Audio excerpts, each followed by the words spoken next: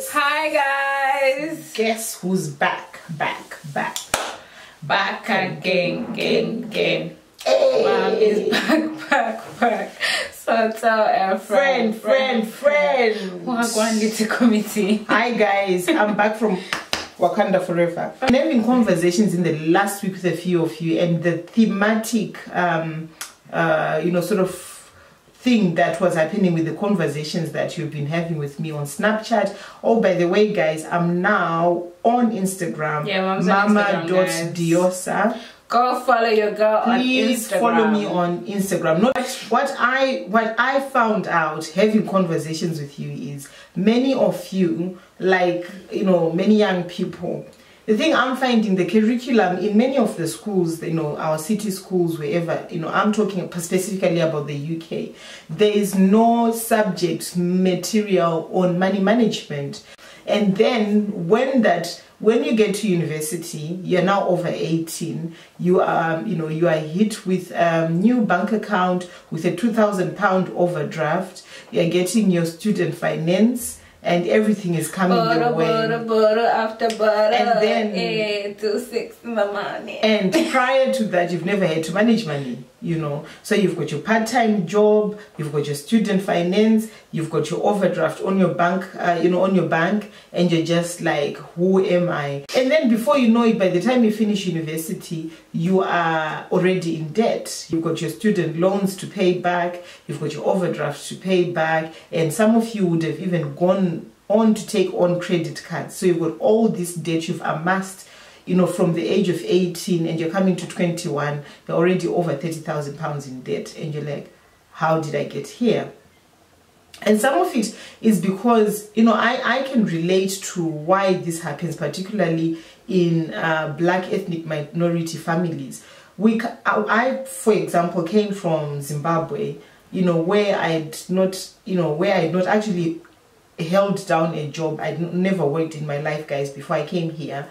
So I'd never had a salary. I'd never had to budget my own money. So I didn't understand, anything about money. So can you imagine now that I don't understand anything about my money, how am I going to be able to teach kids about money? Because it's not something that we have grown knowing. Lucky if you are, you're one of those, 0.1 percentile who've got an understanding of managing money and the importance of managing it. So I'm talking to you guys who are probably going to university next year, or some of you are already applying for the September cycle. What is important is, do not spend what you do not have. And some of the stories you guys were telling me via Snapchat were quite shocking and horrific. That some of you are, actually depressed about these situations you've gotten into. Some people have concerns about, let's say, going to university and, getting into debt. It's not it's not you taking out a loan to go to university to study that's the problem. It's what you do when you get there. Exactly. And I think to start off with, before you even think of going to university, bear in mind, universities here are no longer, most of the majority of courses, if not all of them, are no longer free. So they are paying your tuition via students' loans. So if you go to university, the first thing you need to ask yourself is it financially worth it? By what I mean by that is, depending with where you want to go, you want to think, this degree I'm going to leave university with, is it a marketable degree? Can I get a job from this degree? Can I start my own business with this degree? What am I hoping to do with this degree? Do not be in a situation where you're just thinking, I'm getting to 18, I'm going to apply for the first course I get in university. Research more. It's a very good thing to go to an institute of higher education, but your motivation shouldn't be joy. So it's not about saying my AC dropped and buying all these bottles and amassing all this. It's about bettering yourself, making yourself more marketable, creating, going to get a degree that can help you climb the working ladder. So research apprenticeships, research the degree you're going to do, research the university you're going to go to as well. What is their rating? What are they a good university? I mean, what is the employability after you finish this degree? As soon as you finish university, A level, you want to go away from home. So you find your university is so far away from your mother that if she needs to call you, she needs to go on top of her house. That shouldn't be the motivation to get away from your mother and go to a place where you can twerk. Or following your friends. And please, let me tell you something. These relationships you're forming now in student halls and whatever, those relationships fizzle out. Because once you've graduated, the chances of you ever meeting some of the people you're calling my BFFs, my ride or dies, is very minimal. So research these degrees. Find out how much it's costing to do this degree. Find out if there are any bursaries and grants out there to pay towards your tuition, because it's always good to research all these things, because you might find that in some institutions they will pay a full bursary towards your study, and you might not even have to take out a student loan for your tuition. So look at all those things. Do not get super excited that De Montfort is where all the girls are at, so I'm going to go there to see the girls of the Monday. That shouldn't be a career choice.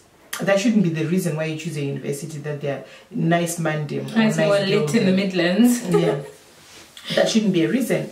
Everything that is out there is for you to, the bursaries, the student loans, the tuition loans, the loans they give you for upkeep, the overdrafts, are to ensure that you are as comfortable as you can be during your study time. It doesn't mean that if they're giving you a 2,000 overdraft credit, you don't have overdraft on your student's bank account. You go, yep, I'll have that. If they're giving you, student finance, yep, I'll get that. If they're giving you any money, yes, I'll have it. No. Plan exactly what it is you want to do. I would advise that, look at the distance it is to the university you want to study. If you can study and stay at home, you'd have saved yourself a lot of money on rent, a lot of money on food, because you're studying from home. So think about that. So that minimizes the amount of loans you have to take out, the amount of overdraft you need to use. Think of things like transport. How far is the university you're going to study? Is there a nearer option, so that you minimize on, taking more money for travel? Think of clothes. I know you guys love designer gear, but let me tell you something. Buying designer gear with borrowed money is false economy.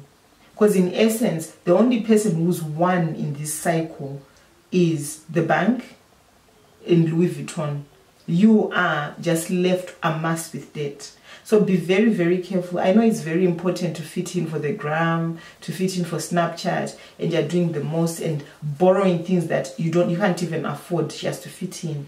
So if you're going to university, know that it's an institution of higher learning, and after 3 years you have to leave, or if you're doing your masters, after 4 years you have to leave and go into the big world. So all these decisions that you're making right now are going to impact on your future, because there's this very big bad word called credit rating. So once you get to 18 and above, you start leaving what's called a financial footprint. This is how you save your money, how you use your money, what you use your money on, and how good you are at paying back what you owe. So it's all well and good to start. We're saying don't use what you don't have. Exactly. It's all well and good to go always maxing over your credit limit, always maxing your credit limit, and you think that actually you're leaving a very negative footprint on your credit file, because what you're telling the lenders who are going to see this is that you cannot manage your money and you are having to live above your means. So every month, if you are going above your overdraft, above your credit card, and you're only paying the minimum on your credit card, you're not doing yourself any justice. So what am I saying? Even though all these credit facilities and credit lines are available to you, it doesn't mean you have to use all of them and max them, because it shows to the lenders that you've got very poor money management. So what does it do to your credit rating? Your credit rating starts going this way. Why is it important to have a credit rating in this country? Your credit rating is in your credit file, and every other lender in this country will need to see your credit file before they give you money, before they give you a mortgage, before you get even a mobile phone. So anything that you want to buy, the credit on credit, and all of us, you know, we agree that no one has got £135,000 lying around to buy a new house. So when you want to buy your first property, so whatever decisions you are making today, start thinking about this. The questions you need to ask yourselves, young people, is: do I need it? Can I afford it?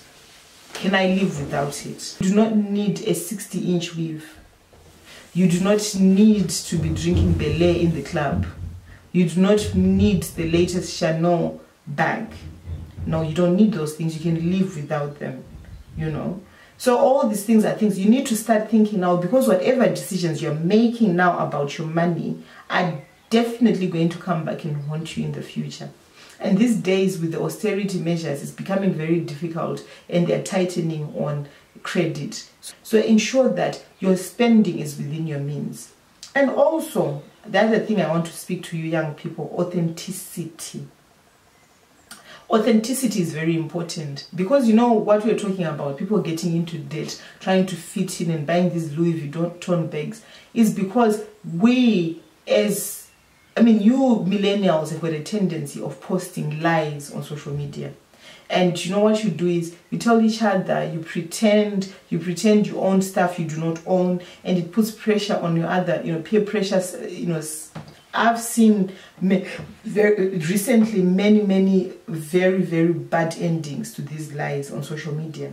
So know that when you're looking at those people you're following, the 95% of that is either it's borrowed, it's not theirs, or they're being sponsored to show it to you. So if you don't need it, just look at it, like the photo, and just keep it moving. Your own authentic life. Live within your means, because Snapchat, after 24 hours, the story is gone, and you still have got credit to pay for 24 months.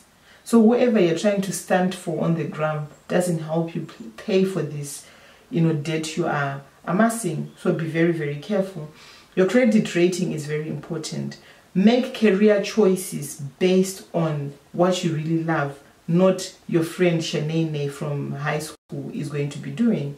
These friendships that you are currently building, most of them, 85% of them, are not lifetime friendships. The people I knew in high school, half of them I can't even remember them. The people I knew in university, I hardly keep up with most of them. The credit you're winning is yours. And when you meet these other people later on who've made good financial decisions, and they're living in fantastic houses, driving fancy cars, and then you start envying them, and you're now being called a hater, but it's because of these decisions you're making now.